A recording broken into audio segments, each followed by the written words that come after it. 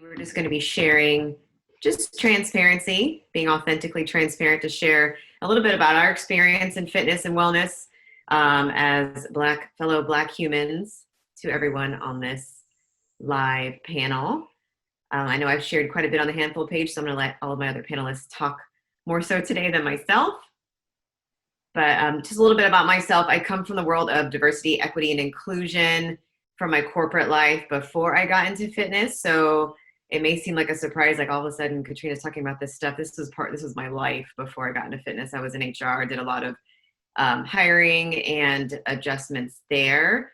So I know that for me, it wasn't like DEI disappeared. It just kind of took a vacation while I focused on my fitness career. And now it's a time now better than ever to bring all of my worlds together and let them collide. So as many of us know, there's been a lot of just stuff going on in the world. And I like to say that this time has been a time where we've been given a chance to reflect, right? We're not like in trouble. We're not in this terrible time. It's been a difficult year. I can vouch for that personally, but it's a time for us to reflect and think. And as many individuals are seeing many social injustice issues happen across our country and globally, we want to hone in on what we can control. And that is very much to listen and learn to true experiences and understand what really takes place, even if it's not something that we ourselves are in. But as a multiracial Black woman myself, I know that I have my own fair share of experiences that I've transparently shared, and I have a wealth of amazing humans on this panel here today with me who are going to share their experiences as well. So I'm just going to be here as a moderator with some questions and let you all know who's on our panel. I'm going to let each one of our panelists go through just for about, 30 seconds. I'm not good with time. Just to give a little quick tidbit about who they are, where they're from, and a little bit about their experience in wellness. So I see on my screen, I see Dee Bolton, who's one of my longtime influencer sisters. And I also see Shannon. I'm not great with last names until I really get to know you, but it's Shannon Cooper. But I see her as Band-Aids for Change. She's also going to share a little bit about her story. I have my friend over here, Amber Harris, who is going to discuss some of her experiences in the fitness and wellness industry. And I know that we're waiting on 2 more panelists to join us, so they may do so as we start talking. But Dee, you were first for me to talk to, and that I see on my screen. So do you want to just tell a little bit about yourself and what you do in the space of wellness with our handful community? Sure thing. My name is Dee Bolton. I am a wellness educator and a personal trainer, and I am also a faith-based fitness blogger and influencer. I am personally on a mission to help women honor their temple and glorify God. And I've been doing that through social media for the last 6 years, sharing my weight loss journey and now my wellness journey, and just helping other women do the same. Awesome. So good. It's like an elevator pitch. Bam, bam. Shannon, you were technically first, but I couldn't hear you and you couldn't hear me. But this is like our first chance, like actually seeing each other face to face. How's it going? Good. You want to share a little bit about yourself? I know. I want mine to be as clean and wonderful as Dee's. That was like the best intro ever. I'm Shannon Cooper. I live in Troy, Michigan. My whole career has been in fitness and wellness. I have my bachelor and master's in exercise science. So I have about 13 years of experience in fitness. I currently am a full-time fitness instructor. So I just started teaching once I had my babies. So I teach indoor cycling for Cycle Bar, and I'm a lead instructor here in Troy. And I also work at Shred 415. I run their social media and teach classes for them as well. I also run Band-Aids for Change, which is a headband company that the profits are donated to. This is my little guy to organizations battling racial injustice that I started this past summer. Love it. Awesome. Thank you. I actually just got my little one to sit still enough to put hers on her head, but her head fits mine better, so she's still mine. It's interesting. Hey, Amber, how's it going, girl? Going good. How are you? Good. My name is Amber Harris. I am based out of Kansas City, Missouri. I am a run coach and personal trainer.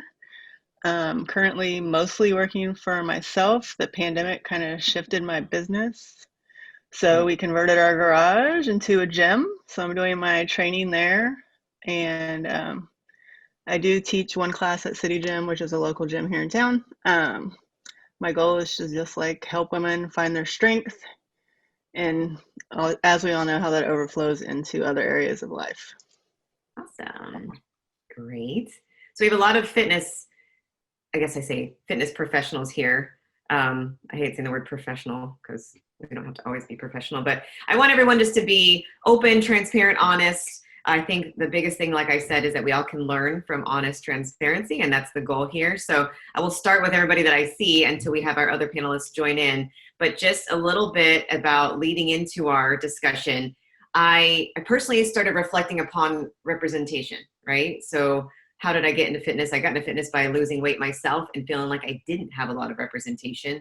Therefore, I wanted to be the representation that I kind of missed. The only person I saw was Shanti, and that caused me to do a lot of jumping. So I will actually put this out to everyone on the panel. If you want to chime in, you can just chime in and answer that question of why do you feel like you got into the fitness industry? Was it kind of maybe the same situation or something different? Exact same situation. I am probably one of the newest trainers here on the panel. And I actually, not only did I get into fitness, I went back to school and got my degree in fitness and exercise science because as a Black woman, I felt like I needed to be super qualified for any fitness job that I have. And I also have so many expensive certs that I probably don't need. But again, it was just one of those things that I always felt like I needed to just to be equal. And as a faith-based fitness influencer, I only saw white women. When I was going to my journey, I was in groups with white women, and I was the only one. And I knew that there was other Christian women that seeked to honor their temple, but maybe just didn't have anybody who looked like them. So I definitely made it a mission for me to be that person. Right. Yeah.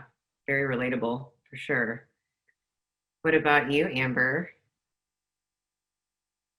I think very similar for me. I started as a running coach, ran a lot of races from 5K to marathons, and there just weren't a lot of us there. Right. So I thought maybe getting my coaching certification would help with that some. And then same for training, like that's why I joined. But then at the same time, I ended up being like the only one or one of two, or I mean, that's usually how it pans out. Mm-hmm. But I just wanted to have some kind of representation and also body type representation because everyone that I saw that was being successful was white and thin. Mm-hmm. And Right. I'm neither of those. I mean, I'm fit, but I'm not like a stick, You're human So and awesome, and that's what yeah, matters, right? all bodies matter. Exactly. What about you, Shannon? How'd you end up teaching 5 million classes a day? I was an athlete in high school. So when I was going to college, I naturally gravitated toward the exercise science program. But I noticed like within my family, there was a lot of high blood pressure, diabetes things that I learned later within preventative medicine. So I started to get a passion for that. And I know like within the Black communities, it's just, I wanted to make sure I was representing and being able to provide education. Because even my classmates when I was in college were a majority white or I mean, that's pretty much it. I was definitely the only African-American in my class. Yeah. In college too? In college. Oh, wow. Yeah. It was surprising because at that point it was probably 2006, 2007. So with my graduating class of 2010 for my undergrad, I was for my graduating class, I was the only woman also and the only African-American. So Yeah. And it's an interesting place to be, right? I kind of feel like if we're just being transparent, which we are, I feel like that still. I've talked to Amber about this book, right? The More Than Enough book, where Elaine Welteroth talked about being a FOD, the first, only different. And even right now, sometimes in many circles that I'm in, I'm like, okay, I reach out to a lot of you guys, first of all, and then my friends because I need support, but it's hard being the first, the only different. Do you still feel that way, or do you feel like it's evolving, changing? This is Definitely still feel that way. Been a fitness instructor my entire career, and when I started, I was just like, well, there's nobody who looks like me, and I really want to do that. So once I got into it, I was just like, kind of just used to it. I was the only Black instructor, and currently still am at my current studio. And even in Michigan, I think we just currently got another Black woman in Cycle Bar. So Cycle Bar has, been amazing for Black voices, to amplify Black voices. They've used their social media, so that's been greatly appreciated. But in Michigan, within I believe we have 5 studios now, so that's well over 50 instructors. There's 1 Black male, 2 Black females now. When you can count it, that's when it's not diverse, right? Yeah. Okay, there you are. I'm like, hello. I'm here. Where are you? So I will let you do your quick intro, because we were just kind of joshing it through a couple of questions, and I'm going to put you on the spot after that, if that's okay. That's fine. Just like, where are you at? What do you do in fitness? I am in Las Vegas, Nevada. I'm a dance fitness professional, so dance fitness is definitely my niche, but I teach a little bit of everything: cycle, yoga, Pilates, whatever that looks like. So I'm just fully diverse in the dance fitness community. Right, there you go. I know. I was like, girl, I'm from Vegas, and that's where I met Shantae, and I was like, no, that's just not, I am not that girl. But then you can be. That's fine.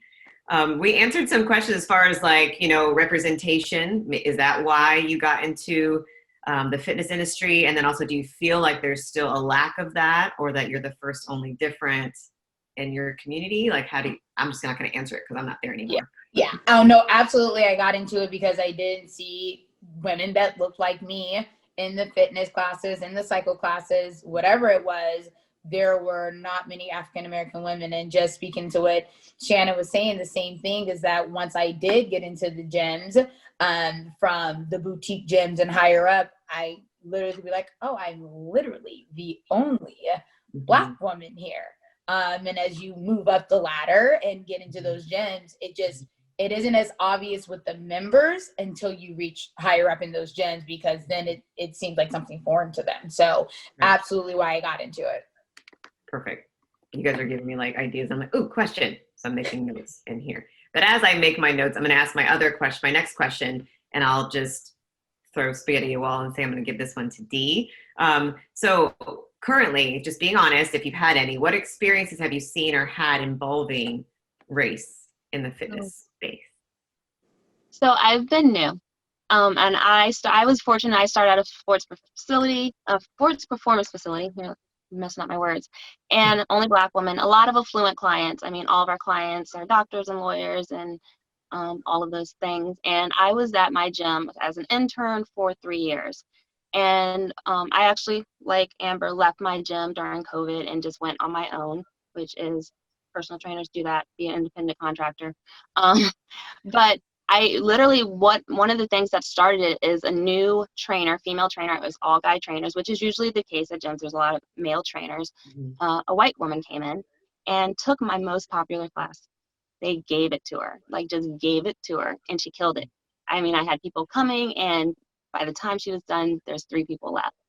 And it was just mind blowing to me. I mean, I had the seniority, I had the expertise, I had all the things. And not only is it hard to be a Black woman in fitness, it's hard to be a woman in fitness when you're the only woman there and there's a bunch of meatheads there. And for that to happen was like a smack in the face. I mean, it was just all the hard work. And I put as much hard work as I do in anything. And I feel like we always do exceptionally well. And we always give 2,000% in whatever that we do into that. And for my best class to be taken from me and given to someone who didn't earn it just because she looked cool, she had tattoos, and she literally killed my class. And that was and that was just a eye opener that I was not as valuable as I actually am, but to the higher ups, to the management, as I thought I was.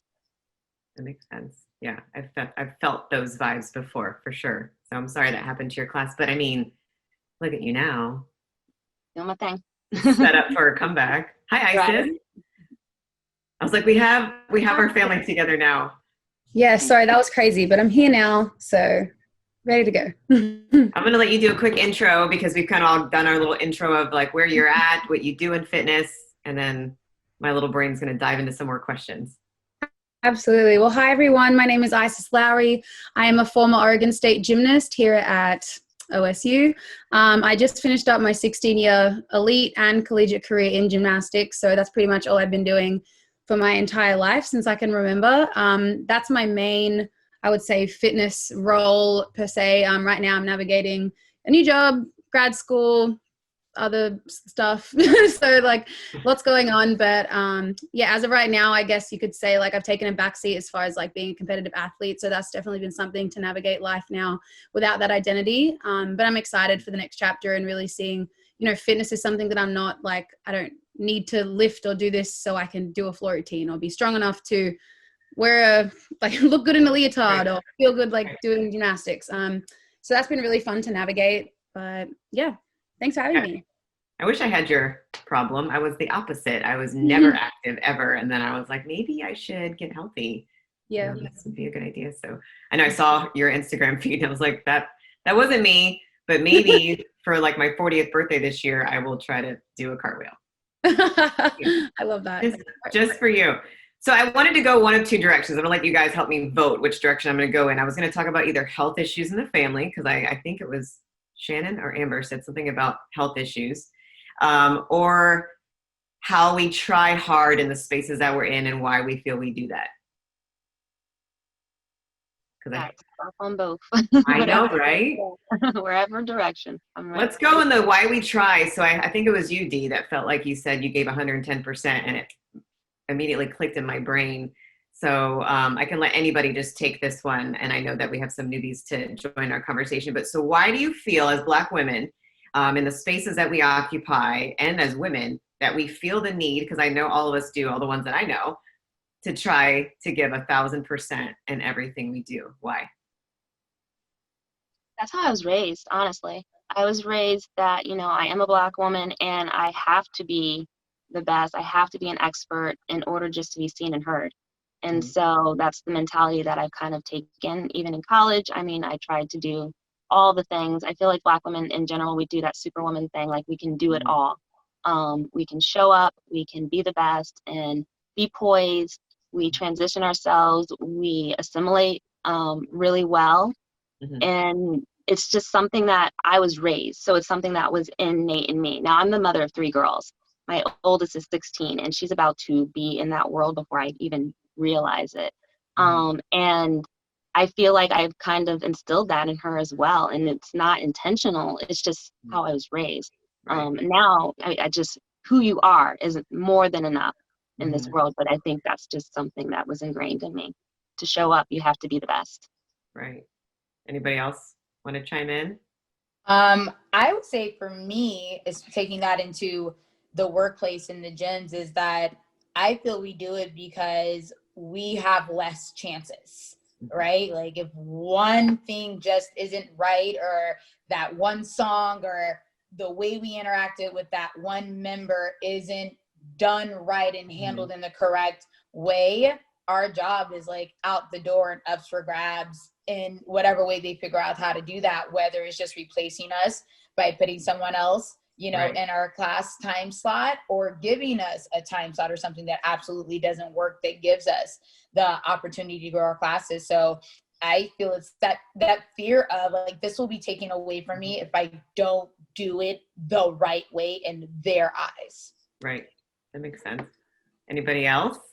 I can jump in. I'm a people pleaser. So I love just like, I hate the feeling of, you know, knowing that someone else thinks a certain thing and I'm getting a lot better at it. It used to be really like, oh my gosh, but what if they don't like me? It's like, well, that doesn't matter. But I think now just like navigating my way through, I'm realizing like, okay, well, gymnastics isn't my like, oh, I like her because she does gym. It's kind of like I've been stripped a little bit bare. So I'm like, well, what else do I bring to the table?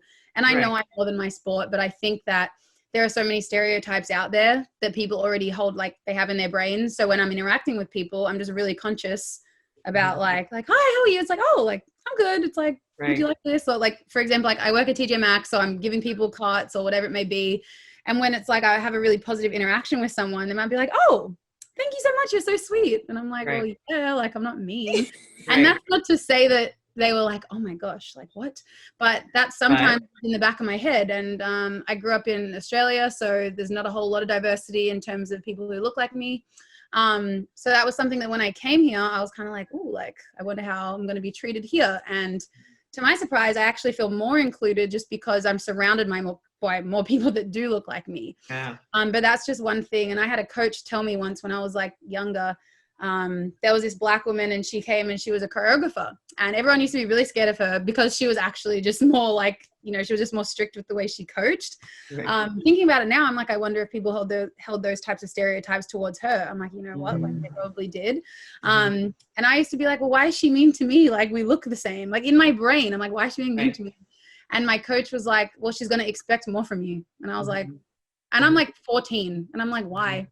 And she's like, and he was like, well, you're a black woman. And I was like, okay, like what does that have to do with anything? Because that was just a conversation that I'd never had to have. And being biracial, that's also something, there's privilege in that. You know, have lighter skin. So my dad's dark skin, my mom's white. So there was always just like a, you know, my dad's like, I don't have to tell you things that I had to be told when I was growing up as a black man, as a biracial girl in Australia. He's like, different things are happening. So yeah, that was one of the first times that it was brought up in terms of like my race. I'm like, what does that have to do with anything? Because I literally, until I got older, I didn't think it affected anything. And now being in America, being black in America is completely different than being black anywhere else in the world.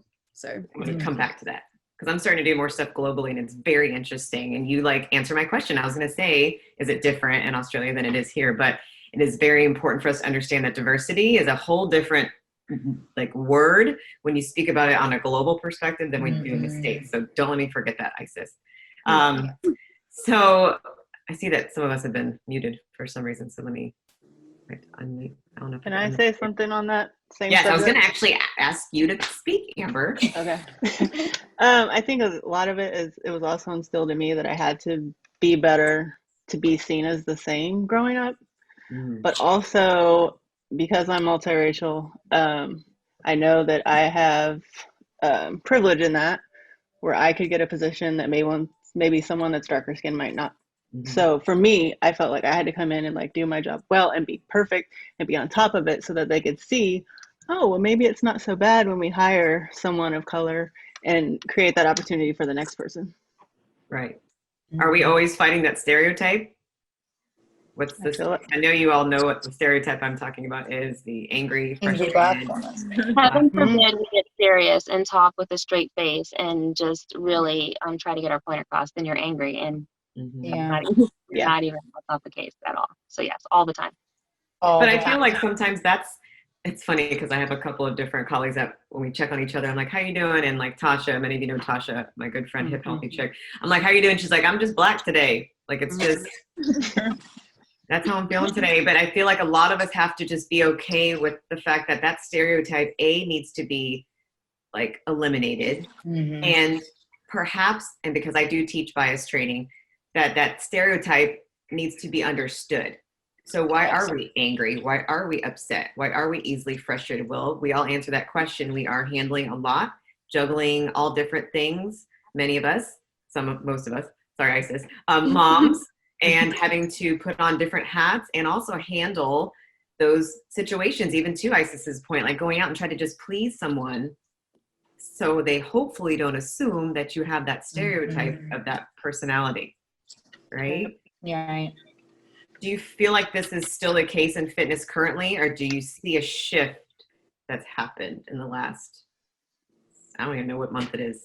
I say the last 7 months. Yeah, I say there's been a shift in the last 7 months. I would say definitely that has happened. But until these last 7 months, I feel that it wasn't something that was in the forefront. It was something we were definitely all individually having to deal with, knew that we were going through, and we had our colleagues that we could speak to on it. But even in the industry of doing it, we still didn't even have people we could speak to about it, because most likely we were the only one in that gym or taught that class. So it's great. Now it's in the forefront. We can see it. And yes, it's to get them to understand that we didn't just start dealing with this. And so we're have every right to feel the way we feel, because why did it take this for us to get to this point? Speaking of what Dee said, we have every ability, we have all the expertise to teach every single class that they ask us to teach. So why did this have to happen for us to get to this point? Do you feel that way, Shannon? I mean, being in is your area very rural or no? Is it? I'm like, are you in the middle of nowhere? Are you okay? So, and I grew up in this area, so I stretch to say this specific area where I live is not as diverse as if you go south, 20 miles to Detroit is, you'll find a lot more diversity there. But I was curious because I've had this a lot in my career in college, that it was almost like the feeling that they were like checking a box sometimes. Like, we have to have a Black person, and it's a plus that she's a Black woman. Because even when I remember I had my interview for a graduate assistantship that I ended up, I walked out of the office after the interview, and before even leaving, the director of the exercise science program, which is like, you're very intelligent, you're wonderful, and you're Black and you're a woman. And I was like, yes, I am. And I leave, and I get in my car. I don't even get home, and he's calling me. It was a blessing. I'm glad I was given the opportunity, but I got the position as a graduate assistant. So I definitely in my career have felt like, I know I'm great and I'm capable, and I give 110% all the time, but it's like this joyous look that they're like, oh, we're going to be able to check this box and get this a Black girl. Right. So I was actually just curious if anyone else has felt that way in their career. That's what I was actually going to ask next about, because I actually do work with companies and organizations. That's why I'm here with Handful as well, to try to dissect things structurally, because just making a D&I board or doing one panel does nothing. I know that the Handful team, thank goodness, is an amazing team who's been doing things really integratively. So we can speak about it from that place next, whoever wants to answer this question. What do you think is the difference that you're seeing now? Is there still that tokenization, that checking the box, check, Black girl, or do you feel that there is more integration, more like deep-rooted self-work, bias work, understanding, listening, from your perspective? From an outsider's perspective, meaning like I'm not necessarily part of like companies in that kind of way. But I feel like now people are just so much more aware of like, okay, like, do we have diversity on our team? It's like, no, crap. Let's get some Black, let's get some people that look different. But then I also feel like, because people are more aware of like the tokenism and being like, okay, we got a Black person, that's good, let's go. It's like, okay, but are they included? Is their voice being heard? Are they actually like feeling like they're part of the team? And I feel like it's kind of both. I feel like they want diversity, but then they're also trying to be like, okay, like we know that probably looks like we just hired 20 Black people after the killings that have happened like these past few months. So like, how can we make that seem less, we feel bad, let's hire them, like type of thing. So I think I feel like it's just definitely both. And that's from an outsider's perspective. Like I said, like and I'm in Corvallis, Oregon. So there's not a whole lot of diversity there if you guys haven't been out this way, but same thing, like it's not a whole lot. So yeah, but I'm interested to see you guys and where you are in the country and whatnot. Oh yeah, I'm in Northern California. We moved from Vegas to Northern California. But I actually have noticed here, granted I'm working more virtually, but it's funny because when I go run, I'm like, oh, look, there's all these Black people running. I'm okay. Like I actually growing up in Florida and growing up or being in Vegas did never see that. And then also the organizations here, and maybe it's because using the word liberal, California is a very much a liberal state. I notice it's just a lot more, for me, chill in that regard with who I work with here. But I'm wondering if it's different where everybody else is located, because some of y'all in some rural places. Well, I'm in South Jersey, which is, it's not Jersey Shore, which everybody's familiar with, and it's not North Jersey, so I don't have, with the accent. It's a lot of suburbs. And I'm about 10 minutes outside of Philly. There's a huge Black fitness community in Philly, but where I am, there isn't. And actually, I'm working on getting my Pilates cert, again, adding another letter to my name. But where I was before I even finished my certification, they were ready to hire me. And I didn't feel like I had no qualifications. I was still getting I really feel like it was just to check off a box. It was in a very white town. I had to do the cert there for 4 days. And there was an experience that I had that I didn't realize until afterwards should have offended me. So I was in a grocery store right next to the Pilates store, and it's all white. I didn't see not one person of color, period, not working, anything. And we all have masks on. I'm walking down the aisle, and this is during COVID, like when COVID first started. So they had like lanes, like you go this way, you go that way. And I was walking the wrong way down the aisle. And this woman clutched her bag. And I was like, oh, Black lady with a mask. And I just kept walking. And then like afterwards, I was like, I should have been offended by that. But I took it as if like, that's how they react to me. They do. So it's one of those things. I Keeping was the just anger, yeah. It pushing was it just like, down. that's not acceptable. Like that, I had no, I was just walking down the wrong lane in the grocery store. You know what I'm saying? And no intentions on robbing you, lady. So that's just an experience just as a Black woman that I had. Right. And so, yeah, I felt like in that town, she was trying to check off a box, say, okay, we got a Black person in here. Because I wasn't even qualified for the job, and she was ready to hire me. Yeah. Interesting. What about you, Amber? I don't know if it's changing. Honestly, I feel like a lot of it is just performative. Like, I mean, I know there are business owners and gym owners that are reaching out and like really trying to change the dynamic of their spaces, but then a lot of it just feels like it's a performance. It looks good. We're going to do this until it blows over, and then, peace. Like, we're done. Like what happens after election? We check the time. right. I think some of them are waiting for it to be over too. Like, can this be over so that we don't have to do this anymore? Yeah. I really feel like that's happening too. Yeah, if we have participants, I would love for everyone to chime in, just because I know for me as a Black woman, I do take stock in who I associate with, who I do business with, where my money goes. And I get a lot of the questions sometimes of, well, if I notice my company's doing this and I don't like it, what do I do? I'm like, then call them out. Email them, call them, ask them, like, do you plan to have more diversification integrated into your business structure or not? Like, just be honest. I actually left one of the companies that I've worked for 4 years as an influencer. We had the conversation. We had the conversation on a panel like this, and the next photo on their feed was all white women wearing their shirts. And I was just like, why don't you get it? I don't understand. And I went back to them and I said, look, I've been with you guys from the ground up, and I'm leaving because you're not getting it. It's not about having one person in your picture. It's about including everybody. And even the bodies that were in the picture of the all white women were not everybody. And I was just like, you guys just don't get it, and you need to get it. So yeah, no, I really think people are just biding their time, trying to do the right thing, and just waiting for this all to blow over. And I pray that it does not blow over, that it continues. It's momentum. I'm hoping that continues. What about you, Shantae or Shannon? Go ahead, Shannon. After I finished my master's, I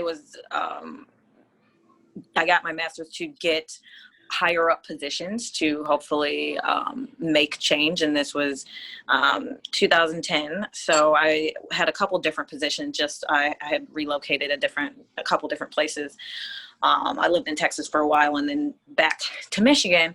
So being hired in management positions, I definitely was making sure I was giving opportunities for anyone and everyone. I'd never turn anybody down for an audition, none of the personal trainers, none of the group exercise instructors, and made sure I was building very diverse teams.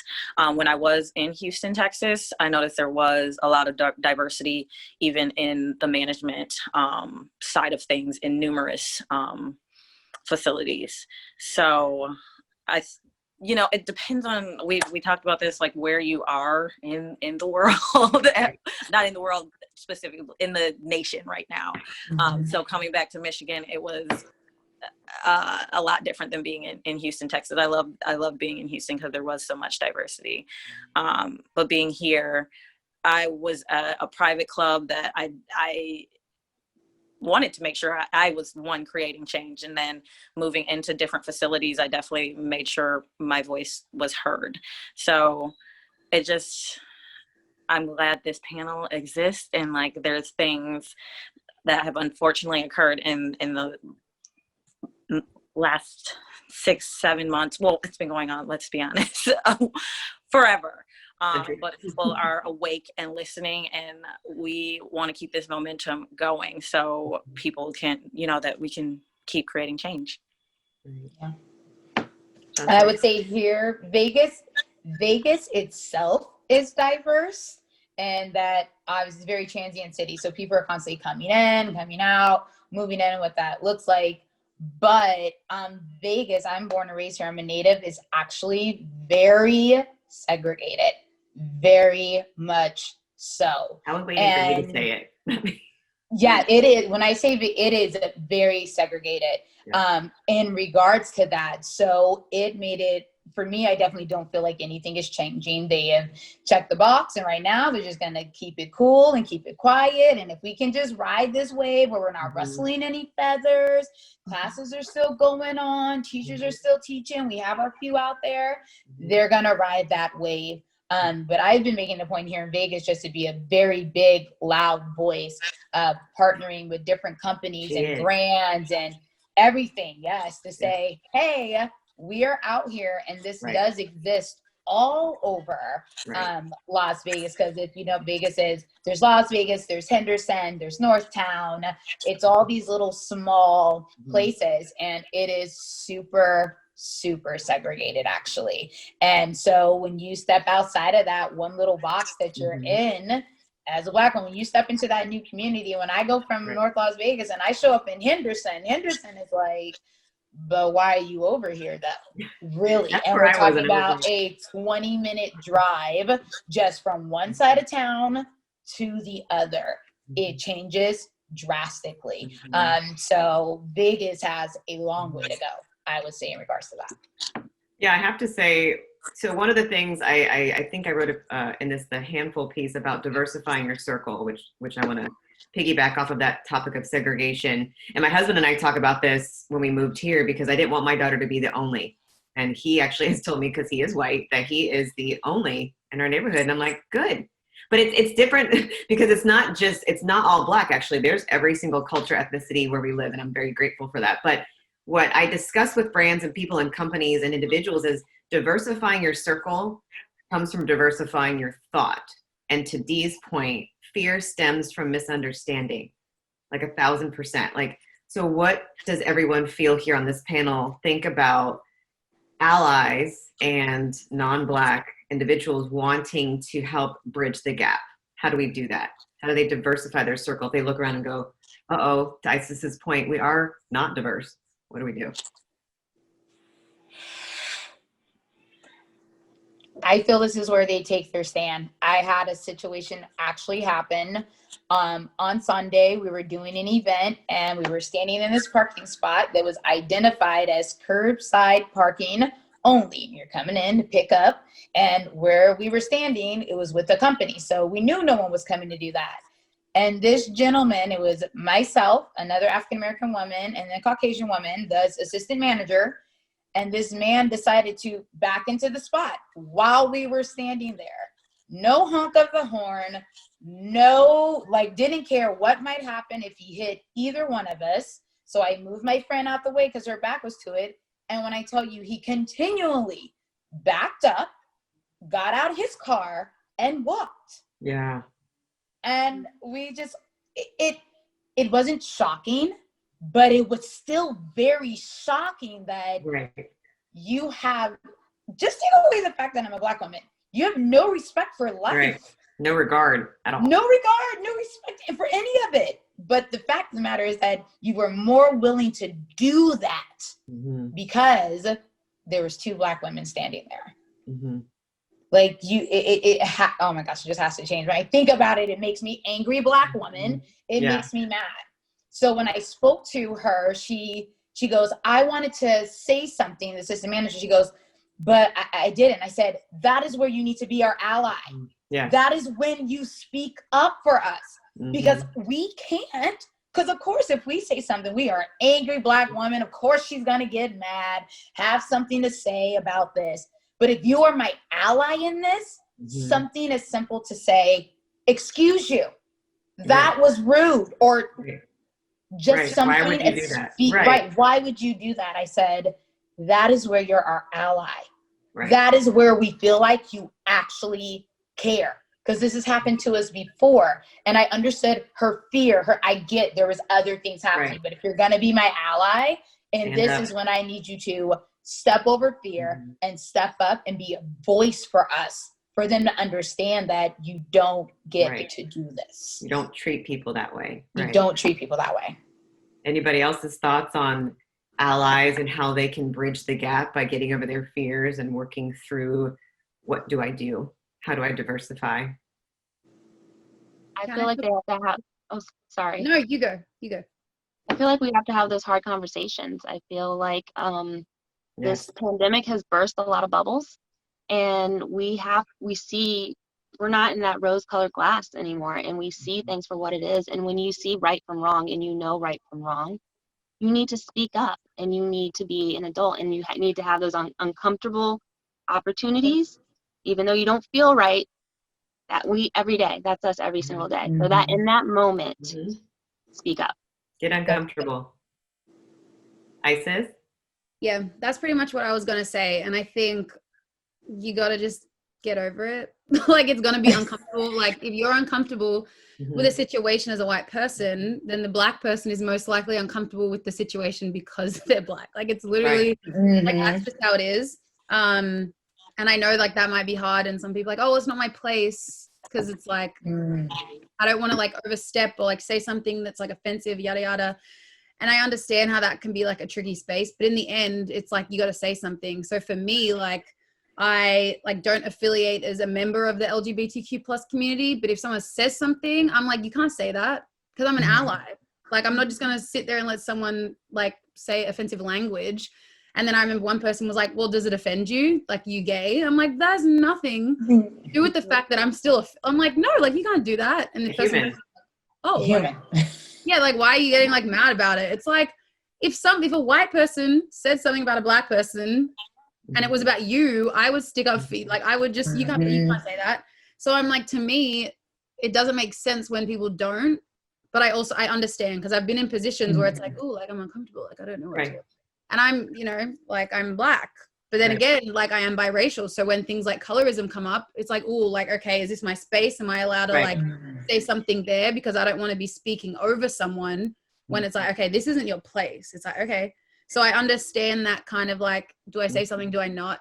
But I think if you're coming from a place of sticking up for someone rather than trying to take away their platform. And, like, I've made mistakes in that situation too, because I was like, oh, I was just trying to, it's like, oh, dang, like, okay, my bad. But I think that when it's like you're sticking up for them, it's like, you can't say that. It's not like a black person be like, this is not your place. You'd be like, thank you. Like, yeah, like you just said, like, we can't be the ones always educating or be the ones that are always like, now what do we do? It's like, we almost got run over by a car. Like, you could have done something. Right. Yeah, and it's tricky to navigate for sure, but people just have to start, like, acting out on what they feel in their heart. Like, if you feel like you need to say something, act on it. Like, it's as simple as that. And to your point, Isis, it's interesting because as a multiracial Black woman myself, I've always felt the same way. I've talked about this a lot with Amber as well. But I know that the number one thing I say to people is use your privilege. Whether your privilege is the shade of your skin, or whether the privilege is you are not Black, or whether the privilege is you are not LGBTQ+. I always have to work on that. The fact is that we all have privilege. Privilege simply means we have an advantage over somebody else who seems to be marginalized in society, period. So people really need to stop getting on that word thinking, oh, I have privilege. We all have privilege in some sense of the word. It's how we use it. Do we use it as an ally? And do we use it in a good way? Or do we kind of harness it because we don't want to lose our advantages, right? Have you had scenarios in the facilities you've trained in, or, you know, even for those of you, Dee and Amber, that are personal trainers, where you've had discussions like this with some of your clients who are not of color? Or is it off limits? Most definitely. All the time. Yeah. I mean, the majority of my clients are white women. Yeah. And I tell it like it is. And most of them are allies and they advocate for me. So I'm very fortunate in that. Mm-hmm. Because I know some people don't have that freedom to have those open communications with their clients. Right. And that's important because even as a trainer, just because you're a trainer doesn't mean you don't have transparency and a rapport. I've been there before where I've been very uncomfortable and just didn't say anything. Mm-hmm. But really, what kind of relationship is that? Yeah. It's not one I'm interested in keeping going any further. Mm-hmm. I'm done with that. Yes. Yeah. I have a client who she often asks me questions and, wants to know what's the right thing to do, what's the right thing to say, how do you address people, those type of things. She's in her early 50s and she is sincerely curious. She just wants to know how to do better. And I'm open to that conversation when you're coming from an intention of good. So I'm an open book, period. So that's not anything off limits for me. And if I feel like if you have a conversation with them, then they can't later on say, I don't know. And that's why I'm willing to have the conversation, because I don't want you to say, well, I didn't know. Now you know, and now you can do better. Right. That Maya Angelou quote, it's my thing. I love that one. But, that's why I'm so grateful for this handful community and, for Jen being very gracious to sit. I say, sit shoulder to shoulder with me. I'm not any better than you. You're no better than me. We're working together on being better humans. I feel like the biggest thing is when you have these conversations that are very uncomfortable, you are now creating what's called mutual understanding. And if you have mutual understanding, then you have empathy. When you have empathy, you now will open your mouth. Yeah. So for any of our participants who feels as if they don't have a diverse circle, there's ways to do that with social media. There's ways to just do that even with those of us. Follow us, comment, create a relationship with those most different from you, and then it will make sense. But like the guy in Vegas who decided to back up, he obviously doesn't have a very diverse circle, we can assume. And that's where you just have no understanding. You don't care. We don't want to be apathetic. We want to be empathetic, right? Absolutely. So I will give this question to Shannon just because that red bra caught me by surprise. I was like, hey, handful. Right? It's been on. I got hot down here. I'm hiding my teal one. It's under wraps. Right, got their handful on. I know, right? What's the hope for our kids? So as we switch to thinking about our children, those of us that have kids, I still consider you a kid, Isis. You're still a kid. But for our future, why do you do Band-Aids for Change? Why? Because I know you have two amazing cuties. What is your hope for our kids? So much change that we need to see. So I started it on June 2nd, Band-Aids for Change, because my daughter was very young. She's 6 months now. So when the protests were going on, if I could, I would have been out there, but I wasn't in a place that I could. So it's a form of protest. And it allows people to have conversations, because a lot of people are just like, oh, I like your headband. And now we do apparel. Oh, I like your shirt. So we're hoping that people will have those healthy conversations we were just speaking about, to create change. So the mission is to love unconditionally and teach our children to do the same, because racism is, nobody's born a racist. That's something that they learn. Our kids are constantly watching us. They're constantly listening to everything we say, watching how we treat people. So the hope is that, that we just create change by loving one another. So I definitely teach my kids to not judge anyone for any reason. And people purchasing their headbands, and we have the Mommy and Me sets, spreading the word and bringing awareness to end racism. Any other mamas want to chime in on your hope for your kids in the future because of all this conversation? I'll say something that my teenager said when this all went down. We sat our girls down, because I have a 16, 12, and 6-year-old. And we asked them, what do you think? What's going on? And my 16-year-old said, I just wish you old people would get it together, because we already know. I mean, and let's be real, the people who are in our legislature, who are making rules and laws, are an older generation.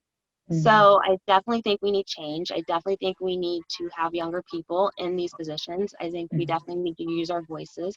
I purposely go to a diverse church because that's how I feel like the church is. It's diverse. There's many people in there. I'm a Black woman, but I was raised in a Puerto Rican household. My stepdad was Puerto Rican, and all my siblings were. My daughter's uncles and aunts are Puerto Rican. I mean, our family reunion looks like the United Nations, to be honest with you, because that's just how our family is. So you love others for the inside. And I tell my girls, because they are girls and girls are catty, that you look for friends who are genuine in the inside. It has nothing to do with their outside, where they're Right. from, what they have. That does not count. It's how they treat you and how you treat others. And if they can be just upstanding citizens in society, I feel like I've done a little bit of my part. Come on. Right? Whatever I do. Yeah. You do that. You hear that, Isis? You're going into politics. Just kidding. I was like, you guys do not want me to lead the country. I'd be like, if you're mean, like, get out. Like, I'm like, I don't, Get stuff done. that is a position for me to possibly be. USD, get done. That's what the goal is. What about you, Amber and Shantae? You guys are also mamas. I would say for me, because I'm here in Vegas, as Kat knows, I do a lot of women empowerment. We have our Babe Tribe out here.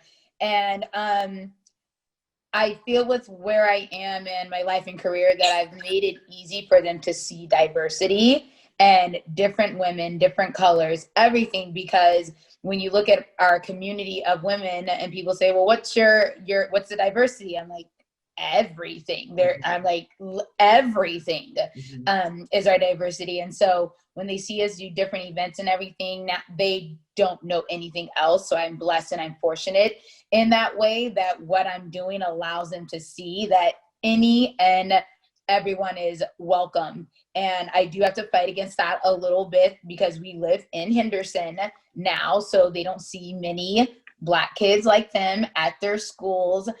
So we do have to always have that open conversation with them about, but you don't have to prove yourself. And just like you said, find friends that are genuine and who care and have the same morals and everything like you. It doesn't matter their color. You don't have to act a certain way because of this. Just stay to the core of who your being is and who you see your family is. We're open to everyone and continue on that path.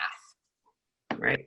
Yeah, I don't like the not talking about race, which maybe will lead. See, that's how I got you, Amber. I was like, whoosh, this is all yours. I feel like we talked about it growing up, but not enough. And maybe it was because my mom had 3 girls and not boys. I don't know. But I think for me, my hope is that my kids get to live in a world where they just get opportunities because they're good at what they do. They're worthy because they're humans. And I hope to live in a world where I don't have to worry about my son and what's going to happen if he gets pulled over by the police. Right now he's 11 and he's cute, but at some point he's going to look like a grown man, and then that's a problem.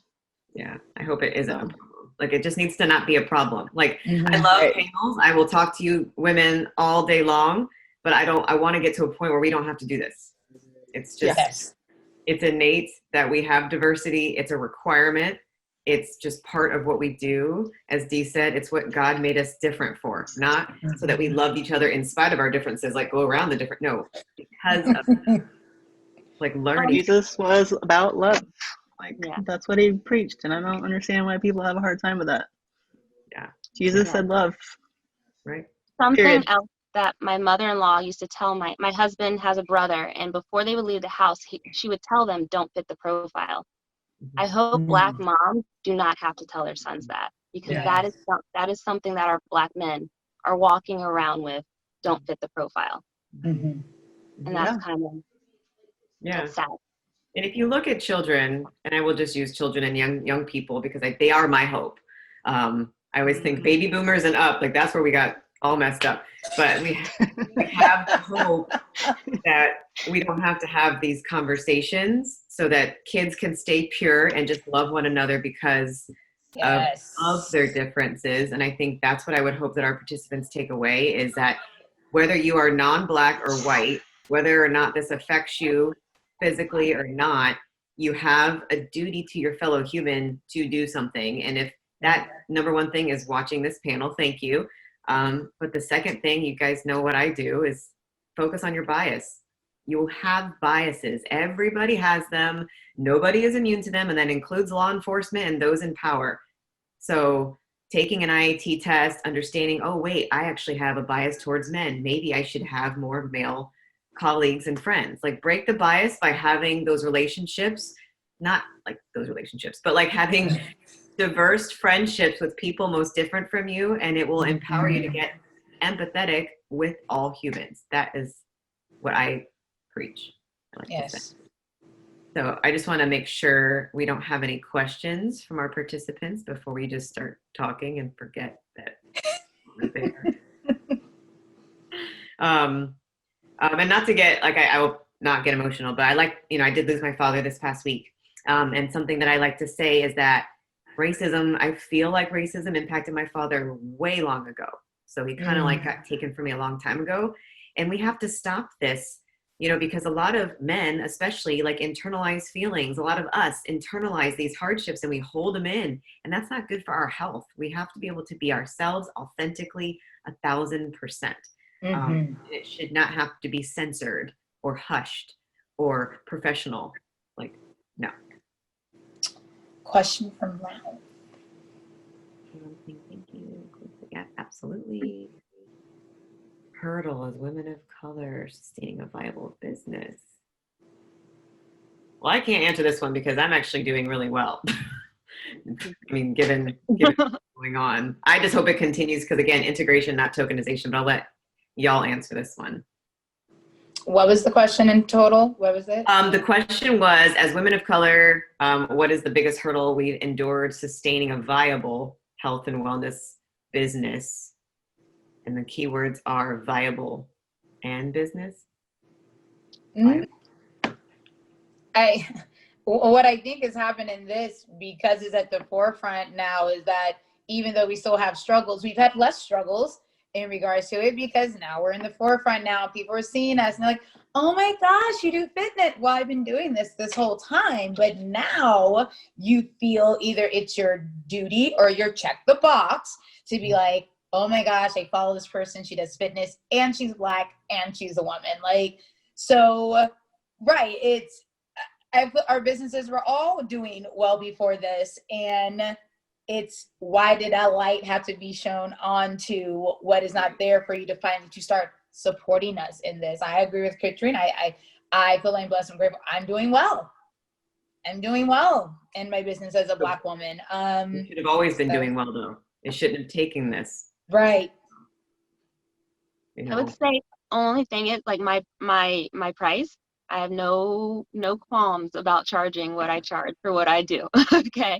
I know that I am more than certified, more than capable of giving my clients the best service possible. And so I'm like you said, we're just doing what we've been doing.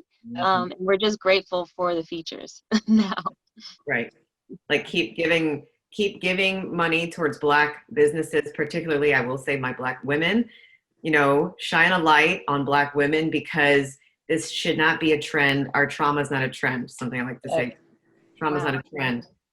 We are people. We are humans. We are doing service through times that are very tough emotionally. So, and I know we're going to probably get off in a couple minutes, but I can at least, my last question was going to be about self-care. So when you see me disconnect or like play with my kid, I have to make sure I like take my phone, it goes in the drawer, and I go outside and play. So what is everybody's mode of self-care to then be able to come back out and give 1,000%? For me and for our kids, we've been just very much taking that time of having a few moments to ourselves. I feel like we're definitely in a space where you need to take that time and reflect and really center yourself back to what is your focus, what is your intention in regards to that. So our self-care has been, be okay with the emotions that you're having and let them come out in whatever way that looks like for you, so then we can speak through it and help you understand that this is self-care. These feelings are okay, and don't feel bad about them, but talk through them and know that it's okay to do that. And that has been our form of self-care. It's just a lot more open communication is what I would say. Really opening up that communication to sit down and have that conversation that maybe I don't have the answers to, but if sitting down gets us to the right, getting it out gets us to the next step, then we're all for it. Yeah. Anybody else have self-care that they do to recycle? I would say the same. Oh, sorry, Dee. Go for it, Amber. Go for it. Okay. The same. Just having open conversation with family, friends about how things affect me and what I'm feeling rather than holding it all in. But then also I like to hit the trails and go trail running out in the woods where there are no people. Take your pepper spray. I do. Pepper spray, stabby stick, I got it. And I usually go with someone else, so I try not to go alone. Go ahead, Dee. I was gonna say, well, I'm faith fueled, so every day to get me through the day, I need my daily devotions. Like that is something that puts a clear perspective on this world, and allows me to be a light and be a better person, and to also step back sometimes and reflect and take a moment and then act in love, because Yes. ultimately, you know, light and darkness cannot be in the same place. So if I can be a light to shine on the darkness, then that helps me get through. And then, yeah, I have I have 16, 12, which don't really care about me, but my 6-year-old is so much fun. Yeah, I'm trying to hold on as much as I can right now. Oh, just hold it. But yeah, it's so much fun. I appreciate her so much because I have those teens. And so, you know, just doing things with her is just really refreshing for my soul and just helpful to get through the days. What about you, Shannon and Isis? I look down like you guys can see that I'm looking down on them. There we go. You want to go, Isis? Or is she there? Okay. So as self-care right now, I have a 2-year-old and a 6-month-old. So I get very small time that I get them both sleep at the same time. And meditation and prayer has to happen. And it's nice because I just, do a body scan and pray for my kids, pray for the world. And it's great. And another thing that it's self-care, but I'm also caring for others. Just being a light in the world, as Dee said. I currently teach 4 classes right now indoor. Well, we're actually outside teaching cycling classes, and it's an experience, like we like to call it. So there's a message of some sort in every single class. So I make sure I teach those 4 classes because I used to teach 19 classes a week. So I'm like, I'm doing my 4 classes, and I'm going to change the world in this 30-minute cycling class. You're going to burn out. It happens. Burn out. I'm like, Isis, you just do cartwheels. That's your self-care. Yeah, now that I'm done with gym, I'm like, what do I even do with my life? Like, what could I do? And I'm so busy. So for me, it's actually been hard lately to find like a new flow and find a rhythm with like not feeling like I have me time, because that's something that for me, like I give so much and I'm so outwardly expressive and so like, are you okay? Are you okay? That sometimes I'm like, I'm not okay. Like I need to like rest. And I love being like that, but it really takes its toll sometimes. So I really like when I recharge and have my me time, I'm like me time. Yeah. Like outwardly, well not outwardly, but kind of like materialistically, like, I love a good face mask and a bubble bath and like a glass of wine, or just like literally chilling in bed watching TV, being mindless.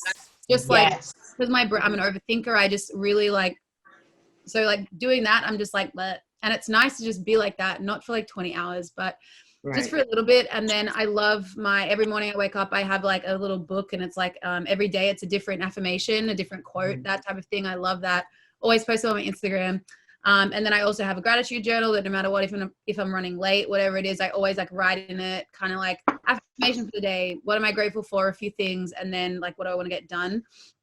And I do the same thing at nighttime. I write like my affirmations at nighttime. So really just kind of connecting with that side. I would definitely say I'm more spiritual, but just like really trying to be in tune with like just being grateful for everything. Because I don't like to say I'm so busy, because it's like, well, I'm grateful to be so busy because I have so many opportunities. Like, so really just trying to flip my mindset and really focus on the words that I'm saying and what I'm speaking out to the universe. So I love to journal, because like I don't really like to I love to vent, but sometimes I feel guilty for venting about what I'm venting about, because it's like, well, I'm in an apartment, I got food, I got a car, like there's so much I to be got water, I have beans, I'm good. I can't be It's not a sitting journal. here like, oh my gosh, I'm so tired. Like I have no kids. I'm not working like 7 a.m. to midnight. Like, but I'm still valid. Like how I feel is still valid. So I like to journal that and really like let it all out. And then I feel like, without having put that on too many other people, and then be like, you're really like upset about that. And it's like, see, I shouldn't have told you. That's healthy to journal. I mean, I am the most terrible meditator. I usually fall asleep. So yeah, I mean, same. it's just important to take that time, because it's very easy to be busy between of it. And having friends check on me to say, Kat, take a break. It's important. So I appreciate everybody taking this time, because I know this is energy, it's time, but it's also therapeutic to talk with one another. So thank you all for joining me here today. I just now saw, did you already take a photo, Jen, or did you not take No, I always appreciate when people give a heads up. So I always make sure your eyes are open, you know. Heads up, ladies. All right, 1, 2, 3. 1, 2, 3. Amazing. Great. Well, thank you everybody who joined us as participants. Thank you to all my fellow panelists for sharing and being authentic and amazing. And we hope to do this again, and just keep listening and building bridges by being a good human. Yes. Thank you so much. Thank you so much.